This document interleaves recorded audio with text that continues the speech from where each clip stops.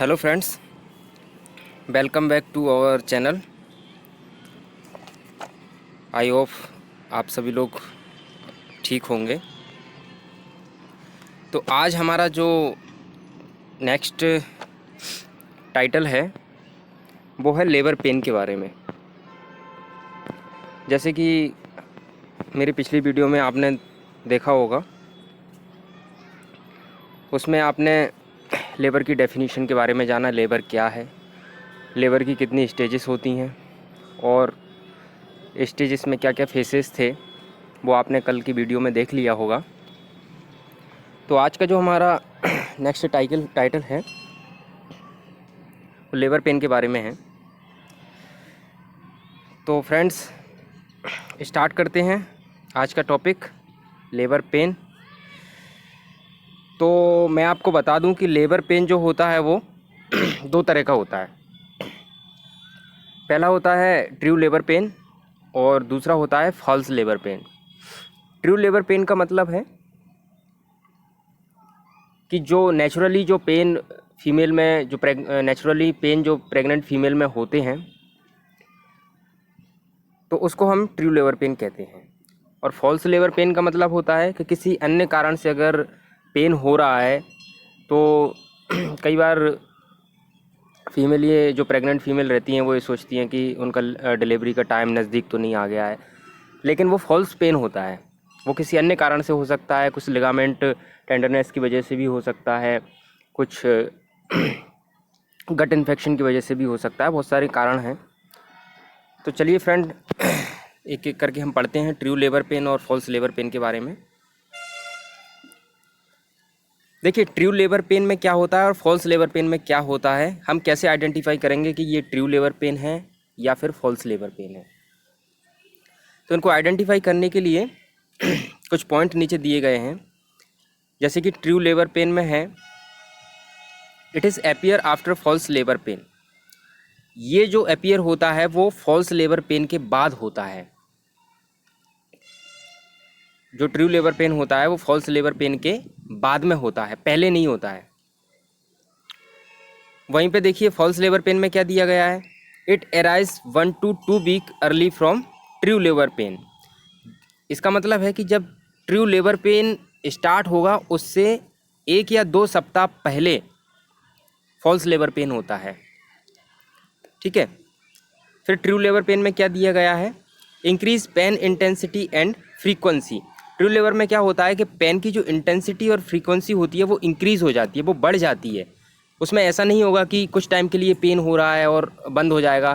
True labour pain में pen हमेशा regular बना रहेगा और एक रिदम जो रिदम की जो प्रोसेस होती है, रिदमली पेन उसमें बना रहता है ट्रू लेबर पेन में। वहीं पे फॉल्स लेबर पेन में क्या दिया है, फील डल पेन। इसमें क्या होता है, पेन थोड़ा सा डल होता है, मतलब बहुत ज़्यादा पेन नहीं होगा, थोड़ा सा डल पेन होगा। डल पेन जैसा फीलिंग फीमेल को आएगी फॉल्स पेन में। फिर ट्रू लेबर पेन में तीसरा जो पॉइंट है वो है फील स्ट्रॉन्ग पेन। इसमें क्या होगा, जो पेन है वो स्ट्रांगली फील होगा। देखिए फॉल्स में क्या हो रहा था, डल पेन फील हो रहा था, लेकिन ट्रू लेबर पेन में क्या होगा, जो पेन होगा वो स्ट्रांगली फील होगा, बहुत ज़्यादा दर्द होगा ट्रू लेबर पेन में।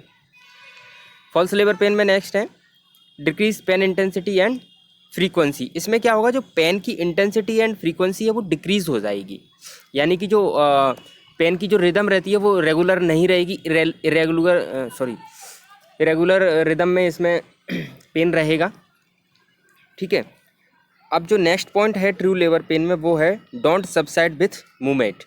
इसका मतलब है कि जब फीमेल वॉकिंग करेगी या फिर कुछ मूवमेंट करेगी, करवट बदलेगी या फिर उठना बैठना रहेगा, उसमें क्या होता है, ये पेन सबसाइड नहीं होता है, ये पेन मूवमेंट के द्वारा सबसाइड नहीं होता है ट्रू लेबर पेन।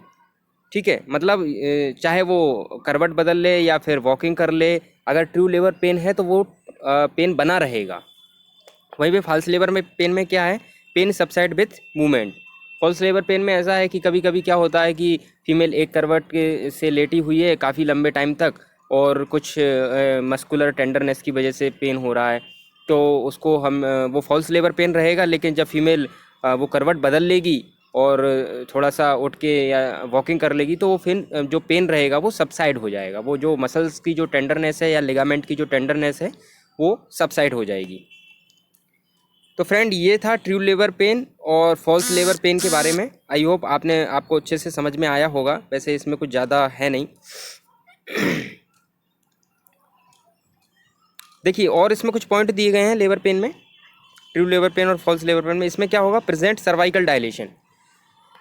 इसमें जो सर्वाइकल का डायलेशन है, जब वेजाइनल एग्जामिनेशन जब नर्सिस करती है तो उसमें क्या रहता है कि जो सर्वाइकल जो डायलेशन, इस CX का मतलब है सर्वाइकल, इसको शॉर्ट फॉर्म में जो CX को सर्वाइकल बोलते हैं।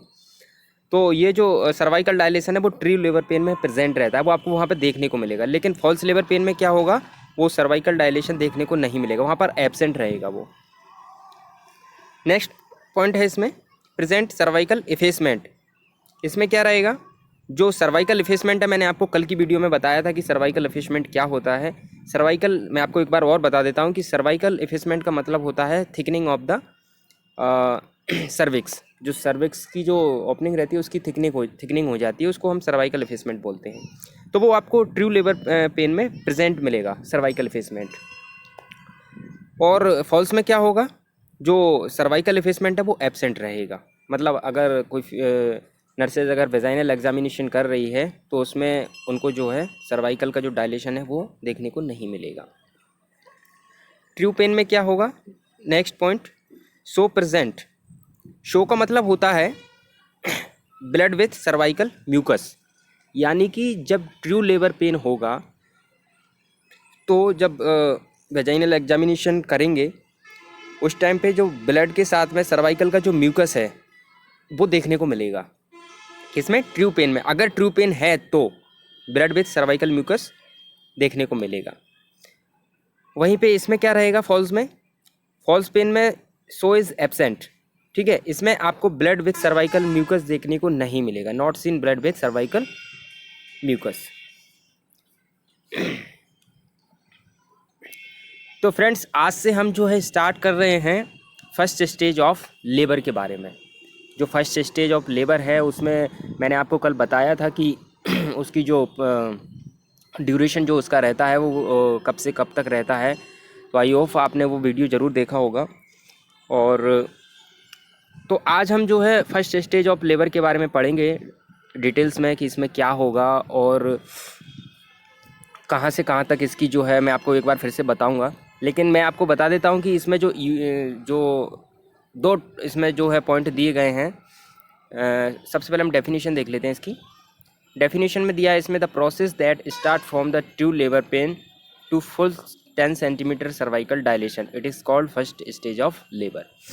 देखिए इसमें क्या होता है, ये एक ऐसी प्रोसेस है, इसमें क्या होगा, ये स्टार्ट होगी कहाँ से, इसमें लिखा है ना that start from the true labour pen, यानी कि ये ट्रू लेबर पेन से ये प्रोसेस स्टार्ट होती है।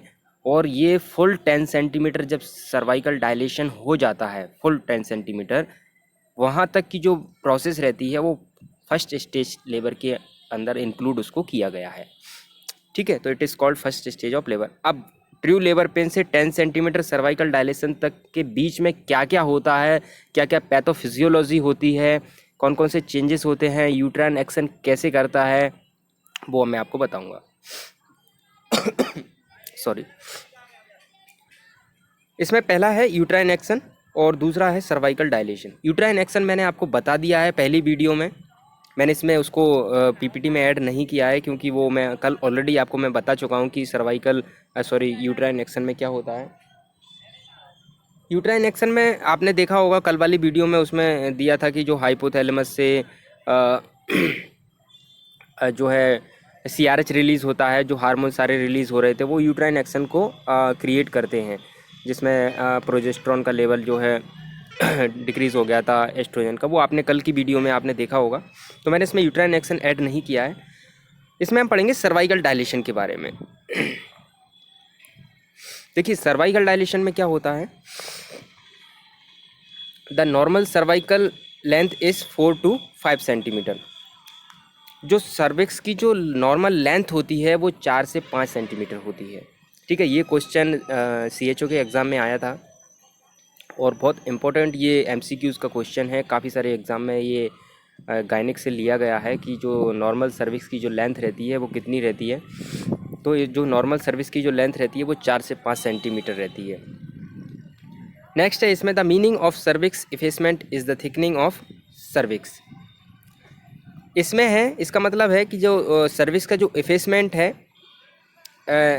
The meaning of the cervix effacement is the thickening of cervix. मैं आपको पहले बता चुका हूँ कि जो सर्वाइकल इफेसमेंट का जो मतलब होता है उसका मीनिंग होता है द थिकनिंग ऑफ सर्विक्स, मतलब जो सर्विक्स का पतला होना। ठीक है, उसको हम मेडिकल टर्म की जो मेडिकल टर्म जो है उसमें हम सर्वाइकल इफेसमेंट उसको बोलते हैं। नेक्स्ट पॉइंट इसमें है, in the primary gravida the duration of first stage is 12 to 14 hours. देखिए, प्राइमरी ग्रेविटा मल्टी ग्रेविटा मैं आपको कल वाली वीडियो में बता चुका हूँ। मैं एक बार और फिर आपको रिपीट कर देता हूँ कि प्राइमरी ग्रेविटा का मतलब होता है कि अगर कोई फीमेल पहली बार प्रेगनेंसी कंसीव कर रही है, अगर वो पहली बार माँ बन रही है तो उसको हम प्राइमरी ग्रेविटा बोलते हैं। ठीक है, वहीं मल्टी ग्रेविटा किसको बोलते हैं? अगर कोई फीमेल 1 या 2 से अधिक बार उसने अगर प्रेगनेंसी को कंसीव किया है तो वो मल्टी ग्रेविटा की कैटेगरीज में आएगा। तो इसमें है, in the primary gravida the duration of first stage is 12 to 14 hours. देखिए, प्राइमरी ग्रेविटा में जो ड्यूरेशन होता है फर्स्ट स्टेज का वो 12 से 14 घंटे उसमें लगते हैं। जो ड्यूरेशन जो रहता है फर्स्ट स्टेज का, जो पहली जो स्टेज प्राइमरी ग्रेविटा में देखी गई है, तो उसमें जो टाइम जो लगता है, जो टाइम का जो ड्यूरेशन होता है वो 12 से 14 घंटे उसमें लगते हैं। वहीं पे इसमें नेक्स्ट दिया है, in the multi gravida the duration of first stage is 6 to 8 hours. इसमें क्या होता है, इसमें जो फर्स्ट स्टेज का जो ड्यूरेशन है वो 6 से 8 घंटे इसमें लगते हैं। अब ये क्वेश्चन यहाँ पर ये बनता है कि ऐसा क्यों होता है कि प्राइमरी ग्रेविटा में ज़्यादा समय लग रहा है और मल्टी ग्रेविटा में कम समय लग रहा है। तो इसका एक सीधा सा आंसर ये है कि जो फीमेल पहली बार प्रेगनेंसी कंसीव कर रही है यानी कि प्राइमरी ग्रेविटा, तो उसमें क्या है कि सबसे पहली बार उसका सर्वाइकल डायलेशन होगा। ठीक है, तो जो मस्कुलर जो लेयर होती हैं वो सब पहली बार उसमें जो है देखने को मिलेगा। इस वजह से इसमें थोड़ा सा टाइम जो है ज़्यादा लगता है। वहीं पे मल्टी ग्रेविटा में क्या होता है कि वो एक बार पहले माँ बन चुकी है, उसका जो सर्विक्स है वो एक बार पहले से डायलेट हो चुका है, तो उसमें टाइम थोड़ा सा कम लगता है। नेक्स्ट पॉइंट इसमें दिया गया है, in the primary gravida the dilation is 0.5 centimetre per hour. देखिए, फर्स्ट स्टेज में जो प्राइमरी ग्रेविटा में जो डायलेशन का जो टाइम रहता है वो 0.5 सेंटीमीटर पर हावर के हिसाब से डायलेशन प्राइमरी ग्रेविटा में होता है, यानी कि 1 घंटे में कितना डायलेशन होगा? 0.5 सेंटीमीटर। वहीं पे मल्टी ग्रेविटा में डायलेशन कितना होगा? 1 सेंटीमीटर पर हावर। ठीक है, नेक्स्ट पॉइंट इसमें है, after 3 centimetre dilation duration will be change. देखिए, जब 3 सेंटीमीटर का जो डायलेशन हो जाएगा तो उसके बाद में जो डायलेशन का जो ड्यूरेशन है वो बदल जाएगा। देखिए, वहीं पे बदलने के बाद में प्राइमरी में क्या होगा और मल्टी में क्या होगा मैं आपको बता देता हूँ। इसमें दिया है, in the primary female the dilation duration is 1 centimetre per हावर। अब 3 सेंटीमीटर डायलेशन के बाद में क्या होगा? डायलेशन बदल गया है, अब क्या हिसाब से रहेगा? वो 1 सेंटीमीटर पर हावर के हिसाब से रहेगा प्राइमरी ग्रेविटा में। And in the multi gravida female the dilation duration is 1.5 centimetre per hour. Multi ग्रेविटा में क्या होगा? फीमेल का जो डायलेशन होगा वो 3 सेंटीमीटर 1.5 सेंटीमीटर पर हावर के हिसाब से डायलेशन होगा उसमें। देखिए, यहाँ पर एक मैंने डायग्राम ऐड किया है। इस डायग्राम की मदद से आपको अच्छे से समझ में आएगा कि फर्स्ट स्टेज में जो डायलेशन होता है सर्विक्स का वो किस तरह से होता है। देखिए, इसमें पहला पॉइंट इसमें दिया है, नॉट एफेसमेंट नॉट डायलेशन। ठीक है, पहली जो पिक्चर है उसमें देखिए आपको इसमें बिल्कुल नॉर्मल दिख रहा है, कोई भी जो सर्विक्स का डायलेशन बिल्कुल नहीं हुआ है, कोई एफेसमेंट नहीं हुआ है। ठीक है, अब उसमें जो सेकंड है उसमें लिखा है फुली एफेसमेंट एंड 1 सेंटीमीटर डायलेटेड। अब इसमें क्या होगा? एफेसमेंट फुल हो चुका है, किसका? सर्विक्स का, और 1 सेंटीमीटर डायलेट हुआ है। आप देखिए नीचे से आपको थोड़ा सा ये चेंजेस दिखेगा, जो बेबी का हेड दिया गया है यहाँ पर, तो इसमें क्या है देखिए, धीरे धीरे ये नीचे वाली जो लेयर है ये डायलेट हो रही है। ठीक है, थर्ड वाले में क्या दिया है? 5 सेंटीमीटर डायलेट, यानी कि अब जो हेड है और थोड़ा सा डिसेंट होने लगा है, यानी कि नीचे की साइड आने लगा है, तो ये 5 सेंटीमीटर डायलेशन हो गया। ठीक है, फुली डायलेटेड आप देख सकते हैं 10 सेंटीमीटर, यानी कि ये जो सर्विक्स है वो फुल डायलेशन पर 10 सेंटीमीटर जब हो जाएगा तो ये देखिए आपका जो बेबी का हेड है वो अब नीचे की साइड में आने लगा है। डायग्राम की मदद से आपको काफ़ी अच्छे से समझ में आएगा, इसके लिए मैंने बहुत मेहनत की है। आज मैं सारे दिन से इसको प्रिपेयर कर रहा हूँ इस पीपीटी को, तो आई होप ये डायग्राम से आपको अच्छे से समझ में आया होगा। तो फर्स्ट स्टेज जो थी हमारी यहाँ तक ख़त्म हो गई है डायलेशन तक। फर्स्ट स्टेज में केवल 2 ही इवेंट होते हैं, पहला होता है यूट्राइन एक्शन और दूसरा होता है सर्वाइकल डायलेशन। सर्वाइकल डायलेशन तक ही फर्स्ट स्टेज मानी जाती है, वहाँ से फिर सेकंड स्टेज चालू हो जाती है। देखिए अब हम पढ़ेंगे सेकंड स्टेज ऑफ लेबर के बारे में। सेकंड स्टेज ऑफ लेबर में क्या होता है मैं आपको बता देता हूँ। सेकंड स्टेज ऑफ लेबर की डेफिनेशन देख लेते हैं यहाँ पर। It start from full dilation of cervix to expulsion of foetus, it is called second stage of labour. देखिए ये जो स्टेज है ये कहाँ से स्टार्ट होती है। देखिए it start from full dilation of cervix to expulsion of foetus. पहली स्टेज कहाँ ख़त्म हुई थी? पहली स्टेज ख़त्म हो गई थी 10 सेंटीमीटर डायलेशन तक पहली स्टेज ख़त्म हो चुकी थी। अब वहाँ से सेकंड स्टेज चालू होगी। तो इसमें लिखा है it start from full dilation of cervix. 10 centimetre का फुल डायलेशन जो है फर्स्ट स्टेज में हो गया था, अब वहाँ से हमारी सेकंड स्टेज चालू हो चुकी है। कहाँ से? फुल डायलेशन से। फुल डायलेशन से सेकंड स्टेज चालू होगी और ये कहाँ पर ख़त्म होगी? Expulsion of foetus. जब बच्चा जब डिलीवर हो जाएगा, जब बच्चा आउटर वर्ल्ड में आ जाएगा, जब बच्चे बिल्कुल बाहर आ जाएगा, वहाँ तक जो है ये सेकंड स्टेज लेबर चलती है। अब हम इसमें देखेंगे कि सेकंड स्टेज ऑफ लेबर में क्या क्या होता है। There are in 2 categories. इसको 2 कैटेगरीज में जो है डिवाइड किया गया है सेकंड स्टेज को। देखिए पहली है प्रोपल्सिव फेज और दूसरी है एक्सपल्सिव फेज। प्रोपल्सिव फेज में क्या होता है? देखिए descend of the foetus 2 centimetre below from 0 station to the pelvic floor, foetus present at station +4 +5। देखिए इसको समझने के लिए मैंने एक लास्ट में एक डायग्राम ऐड किया है, उसमें आपको अच्छे से समझ में आएगा कि 0 स्टेशन क्या होता है। मैं ऐसे आपको थोड़ा सा प्रयास करूंगा समझाने का। प्रोपल्सिव फेज में होता है कि जो फीटस जो रहता है वो थोड़ा सा नीचे की साइड हो जाता है सेकंड स्टेज में। मतलब जो है वो अब डायलेशन तो हो चुका है फर्स्ट स्टेज में। प्रोपल्सिव फेज में क्या होगा? जो फीटस है वो 2 सेंटीमीटर नीचे हो जाएगा। कहाँ से? 0 स्टेशन से। जो 0 स्टेशन जो हमारा रहता है, जो स्चियल स्पाइन जो रहती है पेल्विक की, स्चियल स्पाइन पर 0 स्टेशन रहता है। तो जैसे जैसे फीटस नीचे की साइड आएगा वैसे वैसे क्या होगा? वो माइनस की स्टेज में आएगा, यानी कि -1 है, -2 है, +4। ये मैं आपको आगे जो एक डायग्राम मैंने स्मेट किया है उसमें आपको समझाने का प्रयास करूँगा। तो इसमें एक सिंपल समझने के लिए एक सिंपल एक लाइन ये है कि descend of the foetus 2 centimetre below from 0 station, यानी कि 0 स्टेशन एक स्टेशन है वहाँ पे स्चियल स्पाइन का। सर्विक्स जो पेल्विक जो वोन होती है वहाँ पर स्चियल स्पाइन पर एक स्टेशन का नाम दिया गया है 0 स्टेशन। ठीक है, 0 स्टेशन पर जब फीटस 0 स्टेशन से जब फीटस 2 सेंटीमीटर नीचे और आ जाएगा तो वो प्रोपल्सिव फेज माना जाएगा। ठीक है, वो उस टाइम क्या है? प्रोपल्सिव फेज में है। ठीक है, foetus presented station +4 and +5। Foetus क्या होगा? +4 एंड +5 स्टेशन पर आ जाएगा। ठीक है, वहीं पे अब हम इसमें देखिए ये जो 0 स्टेशन का जो ये मैं आपको बता रहा हूँ, ये एक पार्टोग्राफ रहता है। पार्टोग्राफ में हम इसको फिल करते हैं। पार्टोग्राफ एक प्रोसेस है। मैं आपको हमारी आगे आने वाली जो वीडियोस है मैं उसमें पार्टोग्राफ में भी एक वीडियो बनाऊंगा, उसमें आपको अच्छे से समझ में आएगा कि पार्टोग्राफ क्या होता है। पार्टोग्राफ एक प्रोसेस होती है, एक प्रोसीजर होता है जिसके द्वारा हम लेबर को उसमें लेबर पार्टोग्राफ के माध्यम से लेबर करते हैं। और एक पार्टोग्राफ का एक फॉर्म रहता है, उसको हम फिल करते हैं। हॉस्पिटल्स में हमारी जो फाइल्स हम बनाते हैं, फाइल्स में एक पार्टोग्राफ का एक पूरा सा जो कॉलम दिया गया है उसमें पूरा उसको फिल करते हैं कि 0 स्टेशन कितना था और ये सब उसमें हम फिल करते हैं। ये पार्टोग्राफ की ये उसमें फिल किया जाता है, ये स्टेशन वाला। तो नेक्स्ट है हमारा एक्सपल्सिव फेज। देखिए अब एक्सपल्सिव फेज में क्या होगा?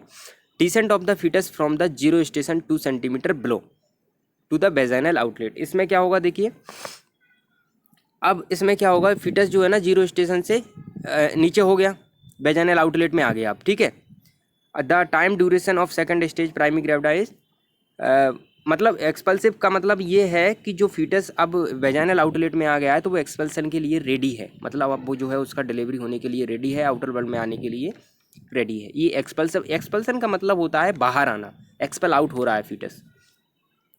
नेक्स्ट पॉइंट इसमें है the time duration of second stage in primary gravida 1 to 1.5 hours. देखिए जो टाइम ड्यूरेशन रहता है सेकंड स्टेज में प्राइमरी ग्रेविडा में, तो वो रहता है 1 से 1.5 घंटे का जो है उसमें टाइम लगता है सेकंड स्टेज में, ठीक है, प्राइमरी ग्रेविडा में बता रहा हूँ मैं, ठीक है। वहीं पे इसमें दिया है एंड मल्टी ग्रेविडा में क्या होता है 30 से 40 मिनट लगते हैं, ठीक है। सेकंड स्टेज की जो टाइम ड्यूरेशन होता है मल्टी ग्रेविडा में वो 30 से 40 मिनट का होता है।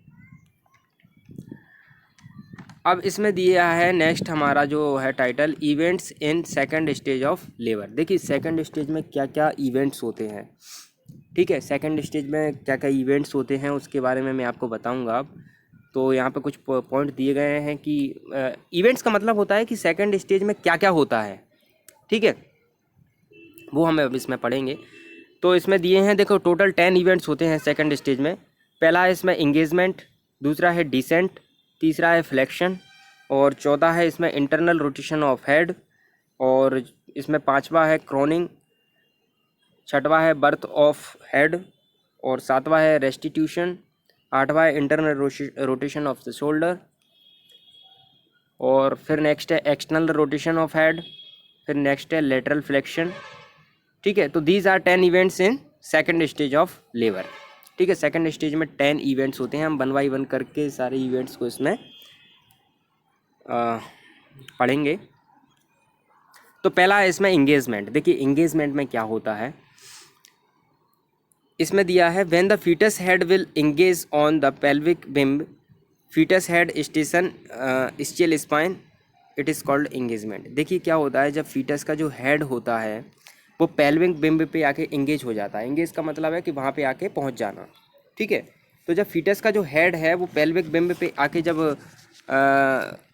देखिए मैंने आपको इसमें बताया था foetus head station ischial spine, यानी कि जो जीरो स्टेशन है वहाँ पर क्या होगा,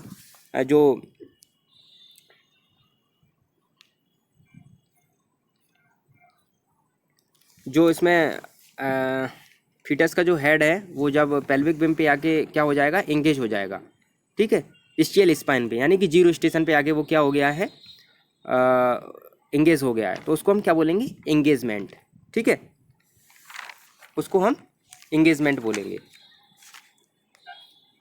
देखिए ये मैं आपको उस डायग्राम के बारे में बता रहा था पहले कि जीरो स्टेशन क्या होता है लेबर का, तो इसमें आपको अच्छे से समझ में आएगा कि जीरो स्टेशन क्या होता है।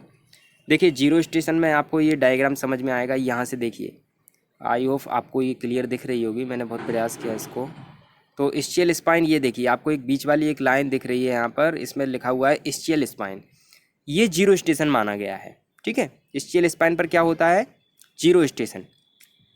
अब फीवर अगर फीटस जो है हमारा वो अगर ऊपर है तो -1 -2 -3, ठीक है, अगर ऊपर की साइड है तो। लेकिन अगर फीटस डिसेंट हो रहा है यानी कि नीचे की साइड आ रहा है तो वो क्या होगा, +1 +2 +3, ये पार्टोग्राम में हम फिल करते हैं, ठीक है। तो ये जीरो स्टेशन है, यहाँ पर आकर फीटस क्या होगा, इंगेज हो जाएगा, उसको हम क्या बोलते हैं, इंगेजमेंट, ठीक है। दूसरा है हमारा डिसेंट। डिसेंट में क्या होता है, डिसेंट में होता है, देखिए the process start with uterine contraction with the help of 3 efforts uterus. देखिए ये जो प्रोसेस जो रहती है वो कहाँ से स्टार्ट होती है, यूट्राइन कॉन्ट्रैक्शन से स्टार्ट होती है। ये वाली प्रोसेस यूट्राइन जो कॉन्ट्रैक्शन है वहाँ से ये क्या होगा, अब स्टार्ट हो जाएगी, किसकी मदद के द्वारा, 3 एफर्ट्स की मदद के द्वारा। देखिए मैंने आपको कल वाली वीडियो में भी बताया था कि 3 एफर्ट्स लगते हैं उसमें। तो 3 एफर्ट्स वो कौन कौन से होते हैं, देखिए पहला एफर्ट्स तो होता है यूट्रस का, क्योंकि यूट्राइन कॉन्ट्रैक्शन हो रहा है तो यूट्रस भी अपनी मेहनत कर रहा है, मदर भी प्रेशर लगा रही है, ठीक है। अपन बोलते हैं ना कि जोर लगाओ जोर लगाओ, तो वो क्या है, मदर भी प्रेशर लगा रही है। और दूसरा क्या है, फीटस भी अपनी मेहनत कर रहा है, वो भी बाहर आने के लिए रेडी है। तो ये 3 एफर्ट्स जो रहते हैं उसके द्वारा क्या होता है, इन यूट्राइन कॉन्ट्रैक्शन और ये एफर्ट्स के द्वारा ये क्या होता है, ये प्रोसेस होती है। तो इसमें लिखा है foetus will descend downward, it is called descent. In 3 efforts की वजह से फीटस का क्या होगा, डिसेंट होगा, यानी कि फीटस नीचे की साइड आएगा, मतलब बाहर एक्सपेल आउट होने के लिए और नीचे की साइड आएगा, तो इसको हम क्या बोलते हैं, डिसेंट बोलते हैं, ठीक है। नेक्स्ट है हमारा फ्लेक्शन। देखिए फ्लेक्शन में क्या होता है, during flexion uterine contraction push the foetus downwards against the cervix. देखिए फ्लेक्शन के दौरान क्या होता है कि यूट्राइन कॉन्ट्रैक्शन जो होते हैं वो फीटस को क्या करते हैं, नीचे की डाउन की तरफ क्या करते हैं, पुश करते हैं। ठीक है, सर्विक्स मतलब सर्विक्स से की ओपनिंग से जो है फीटस को क्या करते हैं वो यूट्राइन कॉन्ट्रैक्शन जो है डाउनवर्ड्स, फीटस डाउनवर्ड साइड में आता है फ्लेक्शन में। ठीक है, इसमें है it is chin become tucked touching its chest as if preparing to do a forward roll. यानी कि इसमें फीटस क्या करेगा, फीटस की जो चिन है वो क्या होगी, बिल्कुल चेस्ट से, मतलब जो फीटस है वो फ्लैक्स हो जाएगा, जो चिन है उसकी वो चेस्ट से लग जाएगी। दोनों हाथ ऐसे एकदम वो अपने चेस्ट पे रखेगा और जो उसकी चिन है वो कहाँ लग जाएगी, उसकी चेस्ट पे लग जाएगी। तो उससे क्या होगा, वो फ्लैक्स हो जाएगा, नीचे से और ऊपर से दोनों साइड से वो क्या होगा, फ्लैक्स हो जाएगा। ठीक है, this position allow for the smallest head diameter to pass through the pelvis. ये जो पोजीशन है, जब फ्लेक्शन वाली पोजीशन है, जब उसकी जो चिन है फीटस की वो चेस्ट से लग जाएगी और नीचे से वो अपने जो ट्रंक है उसको भी वो फ्लेक्स कर लेगा नीचे से। तो ये जो पोजीशन रहती है वो क्या करती है, जो फीटस का जो डायमीटर है हेड का, उसको अलाउ करती है पेल्विस से बाहर आने के लिए, यानी कि वो पास करने के लिए कि और ज़्यादा नीचे की साइड में वो डिसेंट हो जाए। तो ये उसको थोड़ी सी हेल्प मिलती है, ये एक नेचुरल प्रोसेस है। इसमें क्या होता है, फीटस ईजिली जो है आउट हो जाता है बाहर की साइड। ठीक है, अब इसमें है इंटरनल रोटेशन ऑफ हेड, मतलब जो फीटस का जो हेड है, इंटरनल रोटेशन हेड कैसे होता है उसका। तो देखिए इसको हम क्या है मेंटेन करते हैं 45 डिग्री एंगल पे। ये एक हम नहीं करते हैं, ये नेचुरली एक प्रोसेस है। इसमें फीटस जो है 45 डिग्री एंगल पर क्या करता है, हेड को मेंटेन करके रखता है। ठीक है, तो इसमें क्या होता है मैं आपको बताऊंगा। देखिए ये एक डायग्राम है, आई होप इससे आपको अच्छे से समझ में आएगा। मैं आपको बताने का अच्छे से प्रयास करूँगा। देखिए हम इसको जो है एक डिवाइड करते हैं, इसकी जो प्रेजेंटेशन है इसका फीटस का। देखिए सबसे पहले हम ऊपर वाला देख लेते हैं, right occipito posterior. Right occipito posterior में क्या होगा, आप फीटस की देखिए, जो बच्चा ये जो है बेबी, इसकी जो पोजीशन आप देखेंगे तो आपको अलग अलग दिखेंगी। अगर बच्चा ऐसा है तो ये राइट ऑक्सीपिटो पोस्टीरियर वाली कंडीशन में है, देखिए आप। ठीक है, वहीं पे अगर ये इधर दूसरा वाला हम देखेंगे तो क्या होगा, लेफ्ट ऑक्सीपिटो पोस्टीरियर। ये जो नॉर्मल पोजीशन मानी जाती है नॉर्मल डिलीवरी के लिए, तो ये राइट ऑक्सीपिटो पोस्टीरियर और लेफ्ट ऑक्सीपिटो पोस्टीरियर। तो इसमें इजीली एक्सपेल आउट हो जाता है। लेकिन अब आप यहीं पे देखिए कि अगर फीटस हमारा जो है ट्रांसवर्स है, ट्रांसवर्स वाली कंडीशन में क्या होगा, देखिए आप, ट्रांसफर वाली कंडीशन में ये होगा कि फीटस का जो हेड है वो ट्रांसवर्स है। देखिए राइट ऑक्सीपिटो ट्रांसवर्स। ठीक है, यहाँ से क्या होगा, आपको पोजीशन चेंज अच्छे से देखने को मिलेंगी। देखिए बहुत सारी ये पोजीशन है, चेंज है थोड़ी थोड़ी। ठीक है, और लेफ्ट वाली में क्या है, लेफ्ट ऑक्सीपिटो ट्रांसवर्स, मतलब फीटस ट्रांसवर्स है। अब नीचे वाली देखिए एंटीरियर वाली में, एंटीरियर वाली में क्या है, राइट ऑक्सीपिटो एंटीरियर। एंटीरियर में क्या है, फीटस का जो हेड है ना वो देखिए एंटीरियर होता है, मतलब ट्रंक ऊपर की साइड आ रहा है और जो उसका चेस्ट और वो वाला हिस्सा है जो हेड वाला वो थोड़ा सा नीचे की साइड, मतलब जो बैक साइड में जा रहा है ना।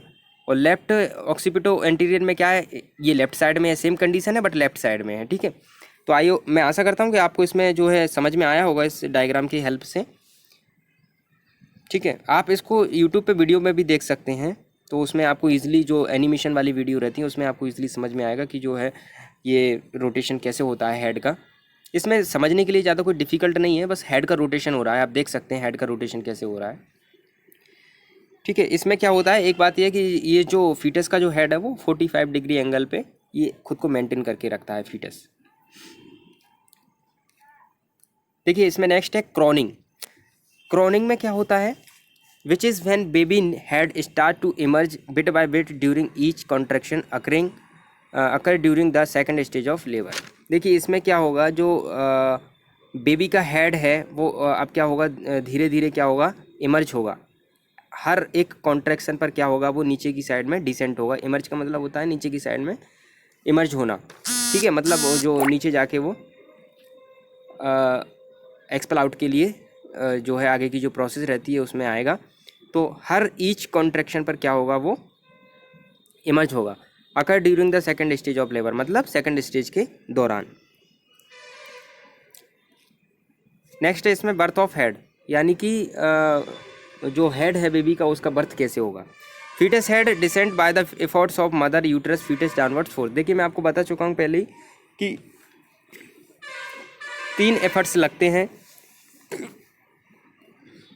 3 एफर्ट्स कौन कौन से हैं, एक तो यूट्रस का एफर्ट्स है, एक मदर का और एक फीटस का है। तीनों एफर्ट्स की वजह से क्या होगा, नीचे डाउनवर्ड फोर्स लगेगा, इससे क्या होगा, उसका हेड जो है बेबी का डिसेंट हो जाएगा और आउटर वर्ल्ड में आ जाएगा। नेक्स्ट इसमें रेस्टिट्यूशन। देखिए रेस्टिट्यूशन में क्या होता है, when foetus head expel out, मान लो कि फीटस का जो हेड है वो एक्सपेल आउट हो गया, ठीक है, तो mother will rest in restitution face, मतलब मदर का जो है थोड़ा सा उसको रेस्ट मिलेगा, ठीक है, वो for some time uterine contraction will stop. उसमें क्या होगा, जब हेड बाहर आ जाएगा तो जो कॉन्ट्रैक्शन रहते हैं ना वो कुछ समय के लिए बंद हो जाएंगे, ठीक है। नेक्स्ट है इसमें इंटरनल रोटेशन ऑफ शोल्डर। अब शोल्डर का रोटेशन कैसे होता है, अंदर, ठीक है। तो during the next contraction the shoulder having reached the pelvic floor it will complete their rotation from A transfer position, ठीक है। तो इसमें क्या होगा, देखिए मैं आपको एक चीज़ और इसमें बता देता हूँ क्रॉनिंग में। हाँ, क्रॉनिंग में आप एक चीज़ और समझ लीजिए कि इसमें क्या होता है कि जब इंटरनल रोटेशन ऑफ हेड हो जाता है, मतलब जब हेड का रोटेशन हो जाता है आगे की तरफ, तो फीटस का क्या होता है, फीटस आगे की तरफ डिसेंट होता है, मतलब आगे की तरफ वो क्या होगा, डिसेंट होगा आगे की तरफ, मतलब नीचे और जाएगा।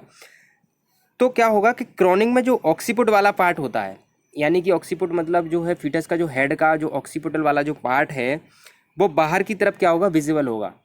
मतलब जो पीछे का जो ऑक्सीपुट वाला पार्ट रहता है हमारे जो पीछे हेड का, वो क्या होगा, हमें विजिबल होगा, हम उसको देख सकते हैं। जब डिलीवरी होगी तो ऑक्सीपुट वाले पार्ट को हम देख सकते हैं। इसके साथ ही बेबी का जो हेड है वो भी विजुअल होने लगता है, मतलब जो बेबी का हेड है हमको दिखने लगेगा, हाँ कि हेड मतलब ये डिलीवरी के लिए है। तो इसमें क्या होता है कि देखिए एक पेरिनियम लेयर होती है, जब ये एक्सपेल आउट हेड आ जाता है फीटस का, तो ये पेरिनियम लेयर होती है, तो क्या होती है, वो थिन हो जाती है। जब पेरिनियम लेयर जो है थिन हो जाएगी तो उस समय क्या होता है कि अगर हमको डिलीवरी के दौरान अगर वेजाइनल स्पेस कम पड़ रहा है, तो वेजाइनल स्पेस कम पड़ रहा है तो हम उसी टाइम क्या करते हैं, एपियोस्टोमी दे देते हैं। एपियोस्टोमी का मतलब होता है कि नीचे हम कट लगा के जो है वेजाइनल का स्पेस बढ़ा लेते हैं। तो अगर क्वेश्चन अगर कभी एग्ज़ाम में ये आता है कि एपियोस्टोमी कब दी जाती है, तो एपियोस्टोमी जब भी दी जाती है हमें कि अगर हमें वेजाइनल स्पेस कम पड़ रहा है और पेरिनियम की जो लेयर है वो थिन हो गई है, इसके साथ में क्या होगा, हम जो उसी टाइम पे एपियोस्टोमी दे सकते हैं, ठीक है। बर्थ ऑफ हेड में देख लीजिए आप, foetus head descend by the efforts of mother uterus foetus downward force, ठीक है।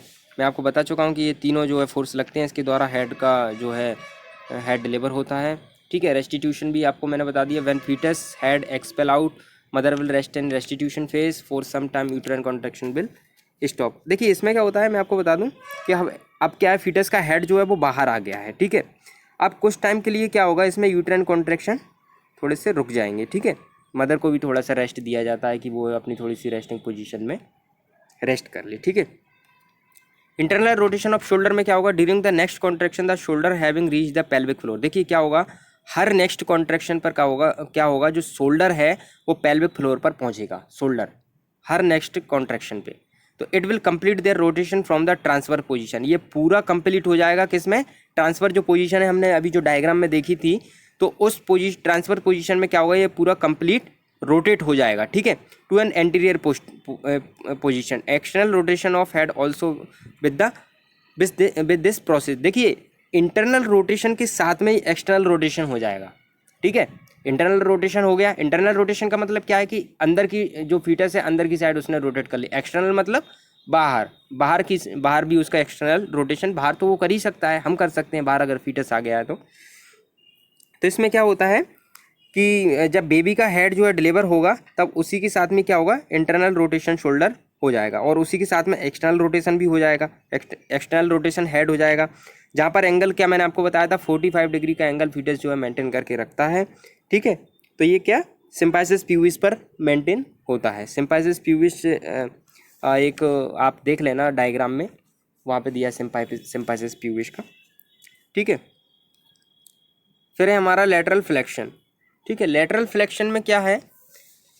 लेटरल फ्लेक्शन का मतलब है shoulder will be in the anterior posterior position, ठीक है। शोल्डर जो है वो क्या होगा, एंटीरियर पोस्टीरियर पोजीशन पे आ जाएगा, ठीक है। नेक्स्ट है इसमें anterior shoulder is under symphysis pubis, ठीक है। एंटीरियर शोल्डर जो है वो क्या होगा, सिम्फाइसिस प्यूबिस पे रहेगा। Deliver first and subsequently posterior shoulder, पहले क्या होगा, पहले तो सिम्फाइसिस प्यूबिस पे, उसके बाद में क्या होगा, जो पोस्टीरियर शोल्डर है वो डिलीवर हो जाएगा, ठीक है। Aided by latent lateral movement में हो जाएगा, ठीक है। उसके बाद नेक्स्ट है the rest of the body is born by lateral flexion with arms, ये गलत हो गया है, इसमें आर्म्स है, ये ARMS, ठीक है। The rest of the body is born by lateral flexion, body का जो लेटरल फ्लेक्शन है वो जो है उसमें रेस्ट, बॉडी को रेस्ट मिलेगा, ठीक है। With the arms folded on the chest and hand under the chin. मैंने आपको बताया कि डायग्राम में आपने देखा होगा कि जो फीटस का जो मतलब बेबी का जो चिन है वो चेस्ट की साइड में क्या होगा, चेस्ट से लगा होगा, और जो उसके आर्म्स हैं जो उसके वो क्या होंगे, उसी के साथ में चिपके हुए होंगे, कहाँ पर, चेस्ट पे, ठीक है। तो ये हमारी जो थे 10, इसमें 9 है। मैं इसमें एक्सटर्नल रोटेशन इसलिए नहीं लिखा है क्योंकि एक्सटर्नल रोटेशन जो है वो इंटरनल रोटेशन और फीटस हेड के साथ में ही हो गया है, ठीक है। तो अब इसमें हम जो है ये हमारे जो है 10 जो इवेंट्स रहते हैं सेकंड स्टेज में, मैंने आपको बता दिए हैं। इसके बाद में अब हम पढ़ेंगे नर्सिंग रिस्पॉन्सिबिलिटीज़ इन लेबर। सबसे इम्पोर्टेंट चीज़ जो है वो ये है कि नर्सेस की रिस्पॉन्सिबिलिटीज़ क्या है। मतलब ये क्वेश्चन कई बार ये जो है जो नर्सिंग के एग्ज़ाम है उसमें भी आता है और जो है कॉम्पिटिटिव एग्ज़ाम है उसमें भी आता है, ये हर उसमें आ सकता है। तो इसको आप थोड़ा सा अच्छे से समझिए, ये बहुत इम्पोर्टेंट है और ये हमारे लिए बहुत इम्पोर्टेंट है क्योंकि हमारी फील्ड से है ये। तो इसमें हमारी जो रिस्पॉन्सिबिलिटीज़ है नर्सिंग की वो क्या रहेगी लेबर के दौरान। तो नर्सिंग की जो रिस्पॉन्सिबिलिटीज़ है जो, तो हम इसमें लिखेंगे, देखेंगे चेक वाइटल साइंस प्रॉपरली, ठीक है। वाइटल साइन मतलब फीमेल का हमको BP पल्स, ठीक है, ये हमको बिल्कुल रेगुलरली और प्रॉपरली चेक करना है, कंपलसरी, ठीक है।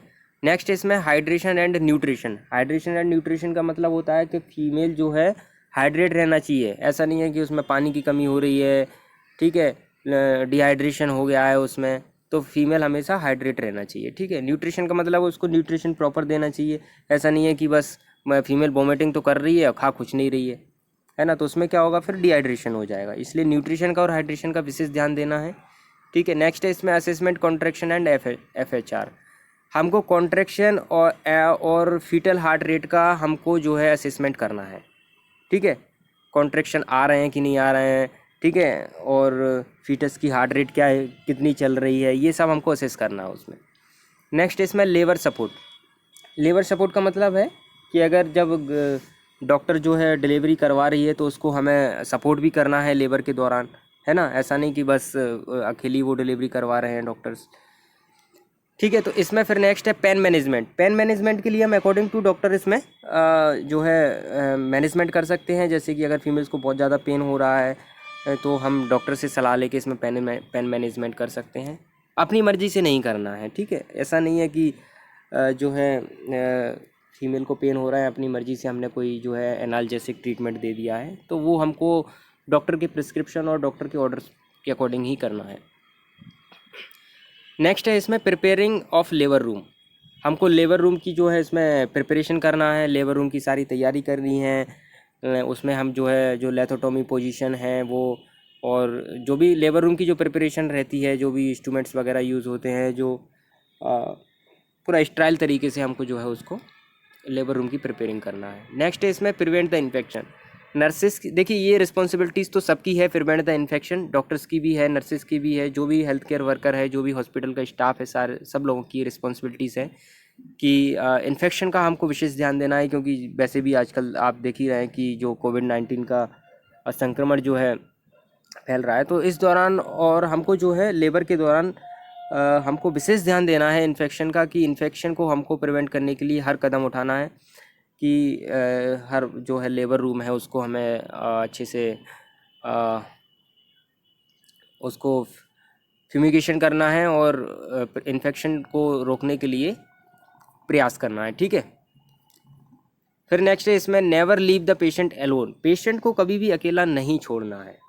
देखिए क्या होता है कि जब पेशेंट, हमको पता है कि हम हॉस्पिटल में काम कर रहे हैं, हमें पता है कोई प्रॉब्लम नहीं, लेकिन जब पेशेंट जो रहता है, फीमेल जो रहती है, फीमेल की जो मेंटल जो स्टेटस रहता है प्रेगनेंसी के दौरान वो काफ़ी चेंज हो जाता है, काफ़ी सारे हार्मोन के जो है चेंजेस हो जाते हैं।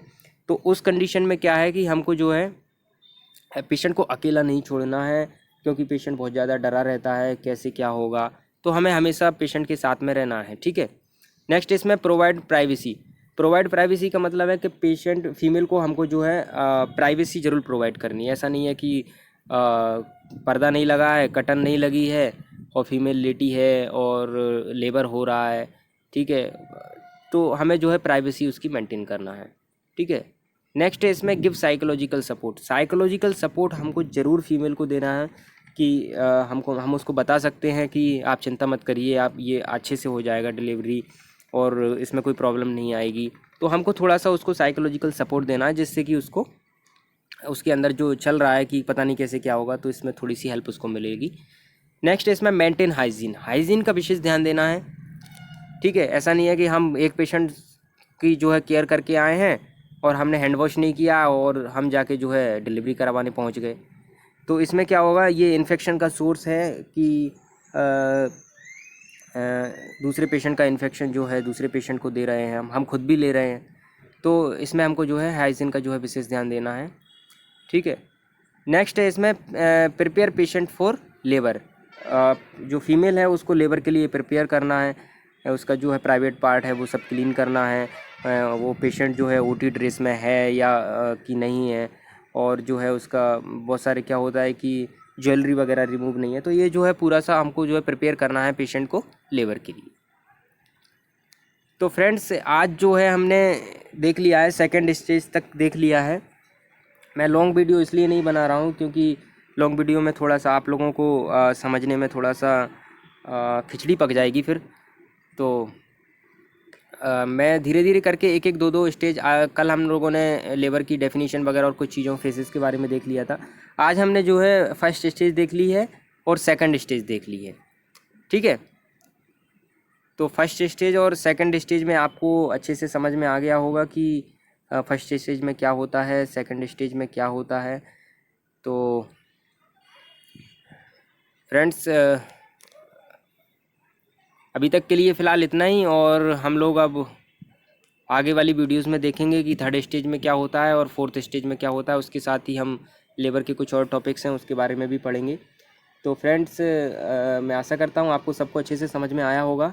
तो हमारे चैनल को आप प्लीज़ सब्सक्राइब कीजिए, लाइक कीजिए, जिससे कि आपको जो है आपका प्यार यूँ मिलता रहे।